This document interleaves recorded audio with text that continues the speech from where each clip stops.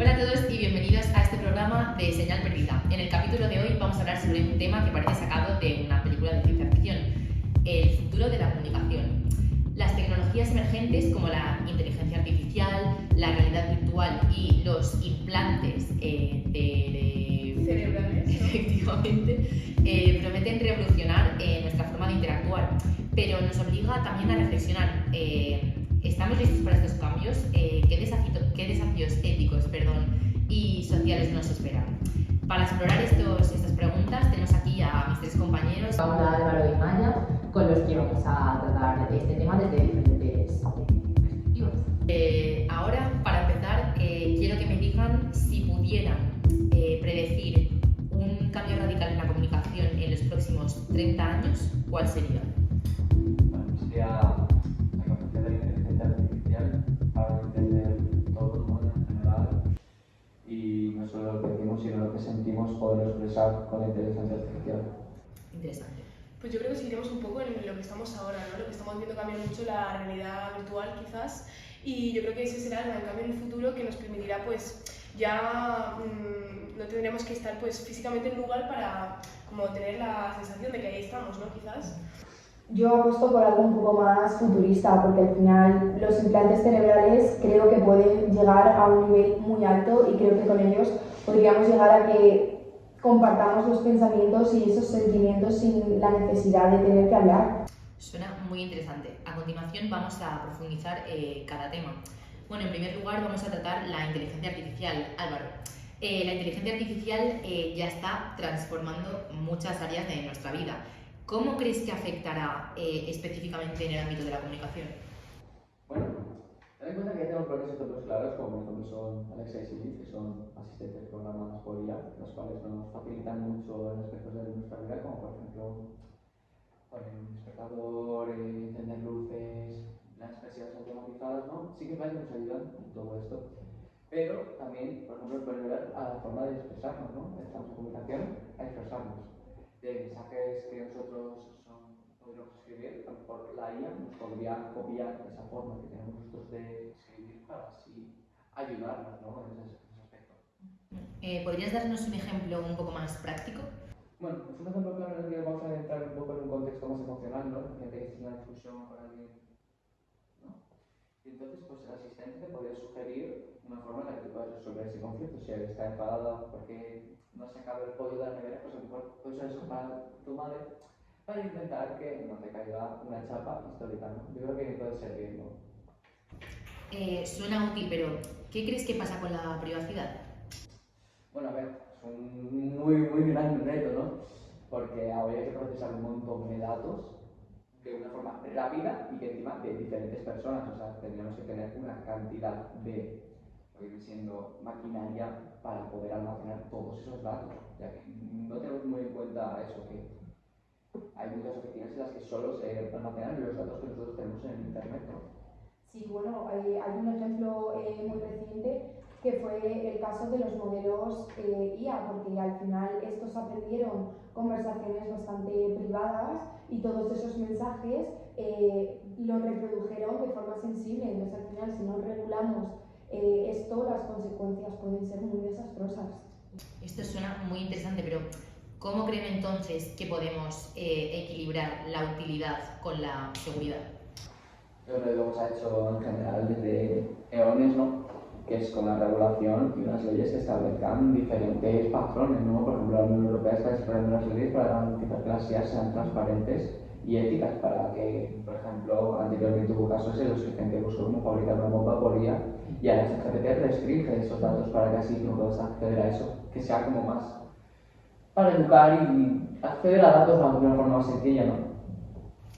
Pues bueno, yo creo que también es importante que no dejemos que la IA haga todo por nosotros, ¿no? Porque al final si dejamos que completamente pues, tome el control de nuestra comunicación, pues quizás puede llegar a un punto en el que podríamos perder muchas habilidades que ahora mismo tenemos, pero quizás en el futuro las vayamos perdiendo y nos convertamos en personas más dependientes de esta inteligencia artificial, ¿no? Y es como que yo creo que la inteligencia artificial por ahora no llega a ese punto de como entender las emociones humanas o quizás replicarlas y creo que sería importante que en un futuro no se perdiesen estas habilidades por nuestra parte. Me parece algo muy interesante, ya que, o sea, lo que estás planteando es que la IA no será una, o sea, será una herramienta complementaria, no un reemplazo, ¿no? Exactamente.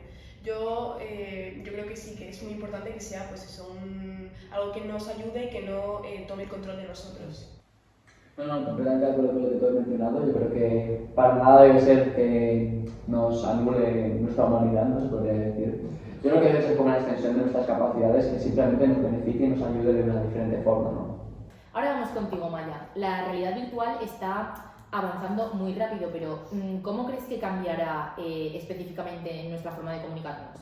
Yo creo que al fin y al cabo la realidad virtual lo que hará será un poco eliminar todas estas limitaciones físicas de las que estamos limitados ahora, ¿no? Yo creo que en un futuro podremos tener quizás reuniones o bueno, cualquier tipo de actividad en la que haya que haber más de 2 personas en el mismo sitio, pues podrá ser siempre pues virtualmente. Pongamos un caso un poquito quizás pues ahora inimaginable, ¿no? O a lo mejor no es lo que nos gustaría, pero yo creo que en el futuro puede ser muy posible. Imaginaros una boda en la que cada participante pues, está en un país diferente y para eliminar lo que sería quizás la contaminación, por ejemplo, de ir de un lugar a otro, pues todos los participantes se conectan de manera virtual a esta boda y asisten de manera pues virtual, ¿no? Oh, la verdad que suena muy revolucionario. ¿Y qué impacto crees que tendrá esto en la educación, por ejemplo? Yo creo que la educación es un tema que puede ayudar mucho, más que quizás controlarnos, ¿no? Puede ayudar de una manera muy importante porque podríamos quizás en los colegios los alumnos en vez de aprender las lecciones de memoria y escupirlas en el examen, como se suele decir que se hace, pues los alumnos yo creo que podrían quizás como experimentar estas lecciones y pues como con cualquier cosa pues como decía Álvaro antes, los médicos que podían como practicar de una manera virtual, pues lo mismo con los alumnos, quizás pues viajando por el sistema solar o una actividad parecida, como más introduciéndose a experimentar directamente las lecciones y integrarlas en la cabeza.